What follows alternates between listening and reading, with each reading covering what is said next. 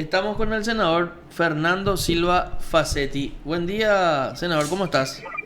Hola Marco, gusto saludarte a vos y a la audiencia. ¿Hace cuánto no hablamos, doctor? Muchísimo. Hola. Hola, ¿hace cuánto no hablábamos? Digo, mucho tiempo ya pasó, ¿eh? Hace tiempo ya. De tan nostálgico que nos pusimos a ver, pues, antes de la Semana Santa, Jorge Rolón empezó a mostrarnos fotos de ustedes, jóvenes, paseándose por Europa o no sé por dónde. Y vos sabés que nos tocó, coincidimos en Londres. Yo trabajaba en el ABN AMRO Londres y él se fue a hacer una maestría en periodismo, en no sé qué. La historia que tenemos hoy allá en D. No, mejor ahora mismo no hablemos de esa historia. Doctor, te llamamos y te molestamos por lo siguiente. Ayer trataron ustedes en el Senado pedidos de informes y se saca el tema de volverlo, ¿cómo era? A ver, de sancionarlo Lo del desacato como judicial. un desacato judicial. Así fue. No. Había dos leyes, ¿verdad? Sí, Una que tiene media sanción en diputados, que es sobre la modalidad de la presentación de los informes. Y lo que básicamente es de autoridad y firma electrónica, token y compañía. Y en esa ley, con media sanción de diputados, modificamos un artículo donde agregamos que en caso de no contestar los informes, se tendrá como destacar. sí, Destacar es una figura que tiene una ley especial que modifica el Código Penal, sí, donde básicamente desoír la instrucción de una autoridad judicial es un delito. sí, Penado con multa o prisión. sí, sí, Y en otra ley que habíamos presentado con Llano y con Llano, sí, la ley del desacato legislativo. Básicamente, la función constitucional del Congreso Nacional es la de legislar, simplemente, la de controlar. Entonces, a través del Congreso hay órganos de este poder, como por ejemplo la Contraloría, que son delegados del legislativo, órganos de poder que tienen el conocimiento técnico para hacer la verificación financiera y administrativa del Estado, pero responden al órgano constitucional que tiene la función de velar y legislar el Congreso. Entonces los pedidos de informe son realmente muy importantes porque te permiten verificar todo el funcionamiento del Estado, los aciertos y los errores, y te permiten también tomar las medidas correctivas a través de la ley. Entonces eso es muy importante. Ayer aprobamos más de 59 pedidos de informe de reiteración, porque últimamente en este gobierno los órganos del Poder Ejecutivo decidieron no rendir cuenta de su gestión. Entonces no responden los pedidos de informe del órgano que tiene la atribución constitucional. sí. Entonces ahí la figura de desacato del Poder Judicial es también aplicable en nuestro criterio al Poder Legislativo. Si vos no cumplís una orden judicial, tenés problema. Si vos no cumplís una orden del Poder Legislativo, tenés problema. Y eso vamos a tener una semana en el artículo y vamos a tratar la semana que viene.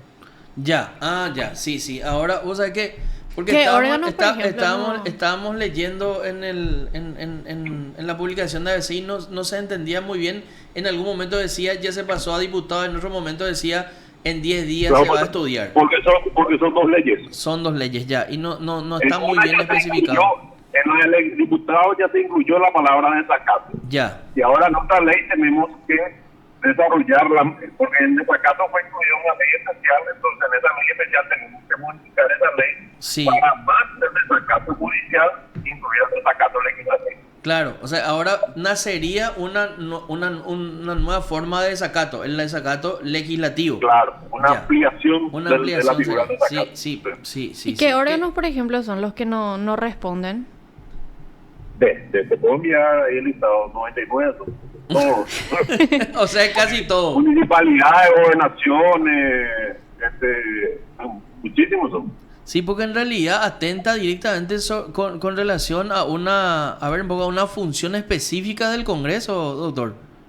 Claro, dos de las dos principales funciones, evidentemente, es legislar Sí, y controlar. Y sí, para controlar, tenés que tener. obviamente, tenés que basarte en informes, y los informes tienen que tener unos puntos que te garanticen claramente, concisa y legalmente la respuesta. Entonces, por eso salió la ley del contrato digital, donde vos envías, por lo menos no hay más excusa, no toca 72 volúmenes de expedientes de fotocopia. Permite todo digital y enviar digital. Y la firma electrónica. Entonces, la autoridad, la máxima autoridad es la que tiene que responder los pedidos. Doctor, vos estás en altavoz. Estoy diciendo altavoz en el ojo. Ya, sale un poco nomás cortado porque es demasiado interesante, doctor. Y la expectativa de pena, vos ya desarrollaste eso, el sujeto activo. Por ejemplo, si le pedí informe a una municipalidad, ¿quién es el sujeto activo? ¿Quién es el responsable de ese tipo penal? Siempre es la máxima autoridad. O sea que el intendente. El intendente. El intendente, en este caso, el gobernador, el presidente o el ministro. Qué interesante es este proyecto de ley, porque en realidad así también la cabeza de la institución va a estar con WhatsApp para que informen cuando se pida, ¿verdad? Claro, es muy importante porque la mediatez de la información es clave. Sí, sí. Porque si vos estás haciendo un desfalco, empezaste tu desfalco en el mes de enero, ya en febrero empezó a correr la noticia, y vos vas a esperar que termine tu ejercicio del año para poder tener conocimiento, el daño ya va a ser irreparable. Sí, en cambio, si vos en marzo pedí informe, no te contestan, en abril no te contestan, entonces ya le metes una acción judicial que es la misma, la del Zacato pues tiene, no es que automáticamente, espera un poquito, voy a poner acá mi... Sí. Ahí me escuchas. Sí, te escucho súper bien. Bueno, no es que automáticamente al no contestar se dispara una orden judicial, sino que voten con tu pedido de informe, tu reiteración del pedido de informe y vencimiento de plazo, vos te vas a presentar a un fiscal y el fiscal es el que en representación de la sociedad es que se solicita a un juez intime, y en caso de no hacerlo se considera desacato, y ahí Sí. puede ser según la gravedad o la reincidencia, puede ser una multa o en el caso más grave puede ser una orden de detención, Sí. una prisión. Sí. Claro. Entonces cuando vos le veas al intendente o al director yendo a una audiencia 242 para otorgar medidas, pues va a pasar por lo menos 2 o 3 días adentro, ¿verdad? Y ahí van a tomar más en serio el cumplimiento de ese objetivo que es la transparencia de la administración pública y los mecanismos que tiene la administración pública para ser transparente. Categórico. Qué interesante sería si, aparte del desacato judicial, desacato legislativo y desacato a la ley de transparencia y de acceso a la información, también se pueda desarrollar en algún momento dado, ¿verdad? Porque hay tantas preguntas que se envían, en particular nosotros al Poder Judicial o de repente a la Fiscalía, y muchas veces nos traen a media o nos dicen o no nos responden. Entonces, cuando exista esa sanción...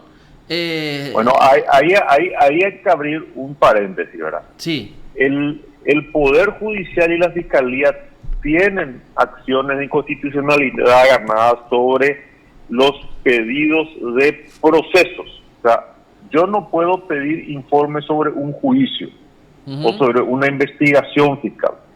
Yo puedo pedir informes, y que también ahora se está dando un paso muy importante el nuevo fiscal general, porque el Poder Judicial, la Fiscalía y creo que la Defensoría tienen sendas acciones de inconstitucionalidad donde se le dieron medidas extraordinarias para no rendir cuentas a la Contraloría. Sí. ¿Y por qué no van a rendir cuenta de la Contraloría de los gastos administrativos si son un ente público igual que cualquiera? Y es plata del pueblo igual que cualquiera. Entonces tiene que hacerlo. Claro. Pero la iniciativa la tuvo el nuevo fiscal general, que dijo, no, yo retiro la acción de inconstitucionalidad. Yo me someto al control del órgano especializado en la fiscalización de los estados financieros y administrativos, que es la Contraloría, porque yo no tengo nada que esconder. Y Sí. esperamos que el Poder Judicial en un momento lo haga también, ¿verdad? ¿Por qué va a tener reparo en rendir cuenta cómo paga los sueldos? No tendría. ¿Cuántos son sus bonificaciones? ¿Cómo compra automóviles? ¿Cómo compra muebles? ¿Cómo pagan alquileres? Igual que cualquier institución pública, así lo deben hacer. Claro, no tendría. Y no, y me refiero a la información pública que se le requiere exactamente en ese sentido, ¿verdad? ¿Quién es el director de transporte? ¿Cuántos móviles se le asigna a los ministros de la Corte?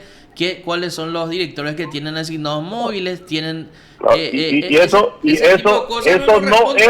no es información jurisdiccional. No es un juicio. Claro. Entonces, eso es ya el uso del dinero público. Claro, por eso, no, estamos hablando del acceso a la información, del manejo de la cosa pública, no del proceso, porque en realidad los procesos son de las partes hasta que llegue a un juicio oral en cuanto al proceso penal, ¿verdad? Pero claro, qué interesante es, doctor, en realidad establecer una sanción como esta, porque ahí los entes y las máximas autoridades de los municipios, de las gobernaciones o de los ministerios van a tomar en serio esta situación. Así mismo. Ya, ahora ya entendemos. Doctor, en estos días se escuchaba un audio sobre Pacielo, etcétera. No queremos tocar ese audio porque nosotros, no sé, no estamos muy de acuerdo en que se filtren audios y que vayan en contra de la privacidad. La ley ¿conoces la ley, a ver un poco, de tráfico de influencias? Sí. El doctor Pacielo decía y se defendía con una tesis que nosotros hace ya casi 2 años venimos sosteniendo acá en la mesa de trabajo por el imperio de la ley, que la redacción de ese artículo de tráfico de influencias, o en realidad la ley, a ver un poco, se ciñe neta y exclusivamente al carácter de funcionarios públicos y no a particulares. ¿Vos qué opinás, doctor? ¿Vos qué decís? También entiendo que es así. Porque el que tiene la influencia es el funcionario público. Claro.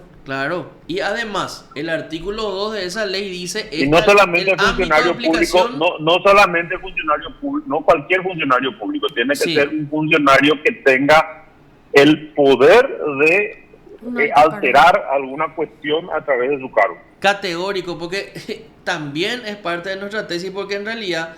Y con todo el respeto, una limpiadora o un auxiliar que trabaja en carpintería, o sea, que tráfico de influencia es lo que él va a poder hacer, ¿verdad? Entonces, pero además el artículo 2 de esa ley dice ámbito de aplicación y se aplicará a funcionarios de la administración que tengan, y ahí dice a quién. O sea que estamos entonces en la misma tesitura. Ay, no se cortó. Bueno, por lo menos un legislador nos da ya la razón también, ¿verdad? Sí, eso dijo. A su entender es así. Pero nosotros entendemos así también. Y sí. ¿Y qué te parece el desacato interesante? Sí, al fin, ahora ya entendimos qué es lo que pasó. Pero elegante la reacción de ABC no está tan clara, ¿verdad? No, acá parece como que no van a sancionar. Acá... no, ¿qué dice el título? ¿El título qué dice? Senado modifica ley que reglamenta el pedido de informes. ¿Y después? Con modificación y devolvió a diputados el proyecto de ley que reglamenta el artículo de la Constitución sobre pedido de informe. Desistieron de incluir la figura de desacato judicial. ¿Desistieron, dice? Sí, no, y eso dice en el cuerpo en de el su copete. Noticia luego. En el copetito. Se habla de... Pero yo te digo nomás que él dijo, no es así. Dice, porque en 10 días desistió, dice. Desistió de introducir la figura no es así. de desacato judicial. Demasiado importante. Que sancionaba con multa, dice encima. No. Totalmente al revés. Y es más, acá te dice, cuidado que vamos a poner pena privativa de libertad o multa. Y va a ser de acuerdo a la gradación de la responsabilidad, de la gravedad. De la gravedad del... Qué interesante, muy interesante. Yo creo que, no sé, hoy ya podemos irnos a dormir a nuestra casa, ¿verdad? Sí. Entonces para el senador Silva-Bassetti esto no es así. Van a continuar en 10 días, van a meter eso, van a introducir como una cuestión nueva el desacato, no es judicial, el desacato al Congreso, ¿verdad? Sí. Sí, sí, sí, sí, sí, sí, sí. Interesantísimo. Interesantísimo. A ver, un poco ahí. Queremos aprovechar lo máximo porque, bueno, aparte que el senador es abogado, ¿verdad? Y conoce ¿Qué de pasó en la ley antichicana también? De paso. eso último. Eso, estamos. Entonces, volvemos, retomamos y te volvimos a molestar porque es demasiado interesante esta charla. Interesante la charla. Entonces, doctor, para vos, o sea, conforme a la ley, tiene que tener la característica, o sea, el sujeto activo tiene que ser funcionario público. Claro. Y por último, Vos sabés que, sí, el derecho puede pasar que la gente dice, no, lo escrito está, esto es así nomás lo puede ser. El derecho es la ciencia quizás más dinámica de todas, ¿verdad? sí, Porque el texto es el mismo, pero la interpretación varía. sí, Entonces, vos tenés jurisprudencia en casos, por ejemplo, de González Daer, donde están en proceso personas que no revestían el carácter de funcionario público, ¿verdad? sí, Pero justamente lo que se discute es eso en ese proceso, ¿verdad? Vamos a ver cuando salga la sentencia, una vez que quede firme, si la persona que no revestía de carácter de funcionario público finalmente es separada de la causa por no ser funcionario público, o la interpretación de los órganos de administración son nuevas y dicen no, también en alguna forma incide y esto debe ser así. Pero el espíritu de esa ley es para el funcionario público que tenga la autoridad para poder modificar una situación determinada. categórico. Lo que pasa es que esperemos que los órganos, las máximas instancias, en este caso judicial, no salgan con ese tipo de interpretaciones, porque la interpretación es siempre restrictiva a favor del procesado, ¿verdad? O por lo menos en derecho penal no es así, ¿verdad? Así debería ser, pero Así debería ser, sí. nuestros tribunales a veces te pueden sorprender. Sí, estamos tratando, doctor, de cambiar. Hay, creo que vientos de cambio, digamos, ¿verdad? Porque en realidad no da más gusto ser abogado así con este tipo de jueces que interpretan a cualquier lado. Doctor, para concluir. Por lo menos nunca te aburrís. Y sí, eso sí, eso sí, eso sí. La ley antichicanas, ¿qué te parece, doctor? O por lo Mira, menos vos sabés que la última modificación. Nosotros debatimos pues una modificación que presentó una propuesta de la Corte, ¿verdad? Sí, Que cuando yo había presentado la modificación del artículo referente al procedimiento abreviado, aproveché, hice también la audiencia e incluimos esa ley. En ese momento el debate se centró porque ellos querían hacer una ley antichicana multifuero. sí, Una ley transversal que te sirva a todos los fueros, y eso era absolutamente inconstitucional. Entonces eso quedó demostrado en el debate, retiraron y se adhieren a un proyecto que fue debatido en la Comisión Nacional de Reforma Penal, que básicamente lo que determina es que suspende todos los plazos cualquier incidente que postergue el procedimiento, y un juicio, en vez de durar un plazo máximo, este puede durar forever a medida según la cantidad de veces que se postergue el juicio. Entonces, y ahí entramos en un debate ya filosófico. uh-huh. Yo tengo una postura, yo soy una persona que creo en las garantías del proceso, y tenemos sendos fallos de la Comisión Interamericana de Derechos Humanos que dicen que hablan del plazo razonable. Claro. Un juicio no puede ser forever. No. Un juicio tiene que tener un inicio y tiene que tener un fin, ¿verdad? Categórico. Y es responsabilidad única y exclusiva del Estado velar para que eso llegue a su fin. Y el problema acá no es un problema de ley, eso debatíamos con los ministros de la Corte, con los abogados litigantes. El problema acá es la correcta aplicación de la ley. ¿Por qué? Porque las propias leyes procesales establecen remedios procesales. Uh-huh. Si vos, por ejemplo, abusás de tus garantías y chicaneás el juicio. Pues la chicana es una forma despectiva de referirse a las garantías procesales, porque lo que hace un abogado es ejercer una garantía procesal. Yo no confío en este juez, yo no confío en este perito, yo no confío en la forma que se están haciendo esta diligencia, entonces yo pido que pase algo y eso para el proceso hasta que se resuelva. Entonces nosotros, los abogados, decimos de forma despectiva, no vamos a chicanear el proceso, porque el ejercicio de esta garantía constitucional. Entonces, si el juez ve que el abogado abusa, tiene la potestad de sancionar al abogado. Si el abogado ve que el juez es excesivamente lento, tiene la posibilidad de pedir la sanción del juez. Pero en la práctica, el juez te dice, no, yo no le quiero sancionar a Marco porque él fue buen tipo. Y Marco dice, no, yo no le quiero sancionar al juez porque tengo otro caso con él y para qué voy a tener mala sangre con él.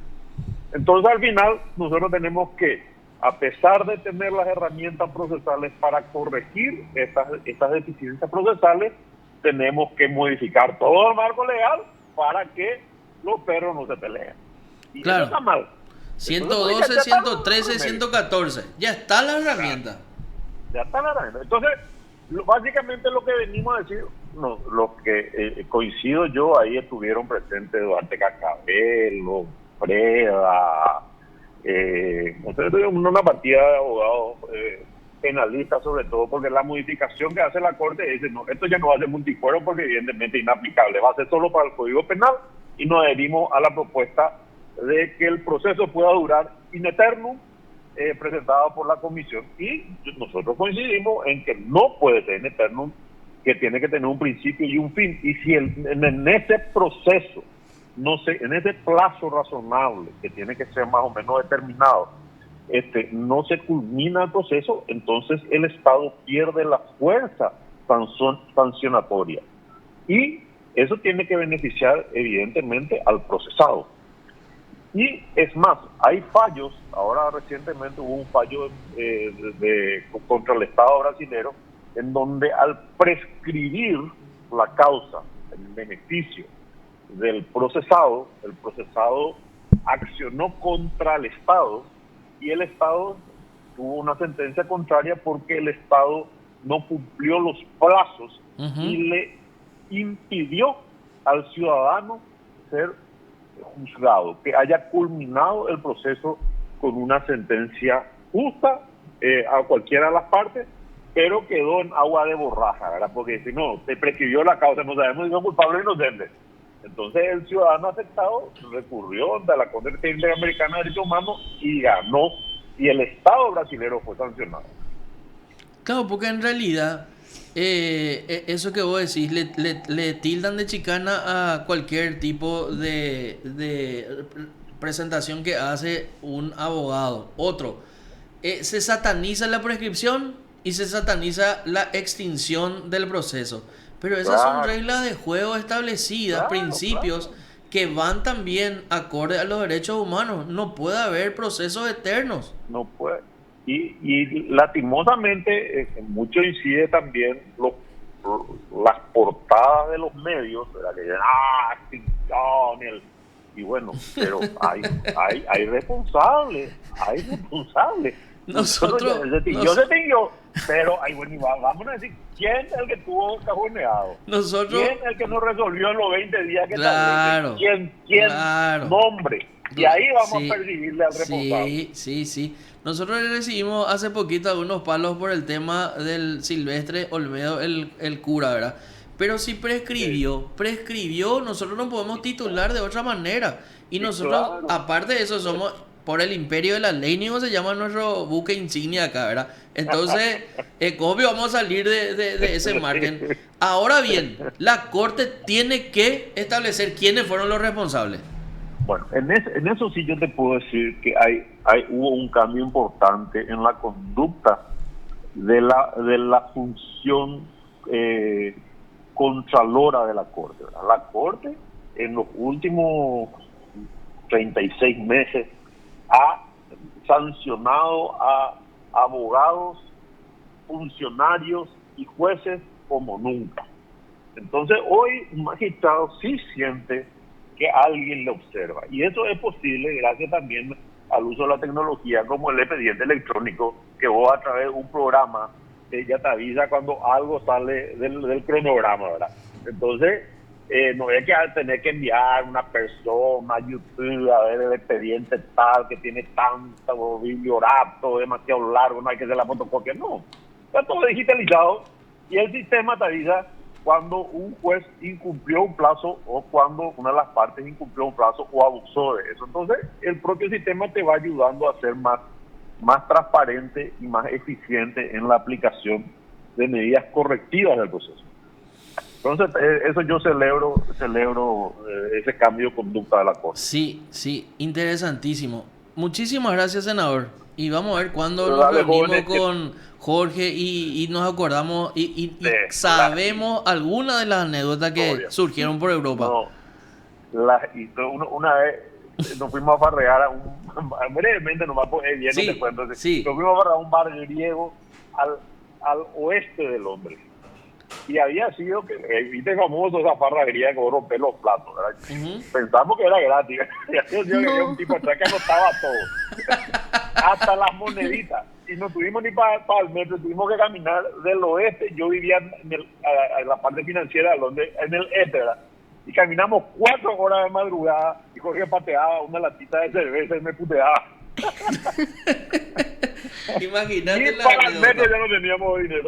Qué notable. Y bueno, gracias, Bueno, doctor, que por tengan un buen fin de atendernos. semana. Saludos. Igualmente, Igualmente. abrazo. Usted está escuchando PDS.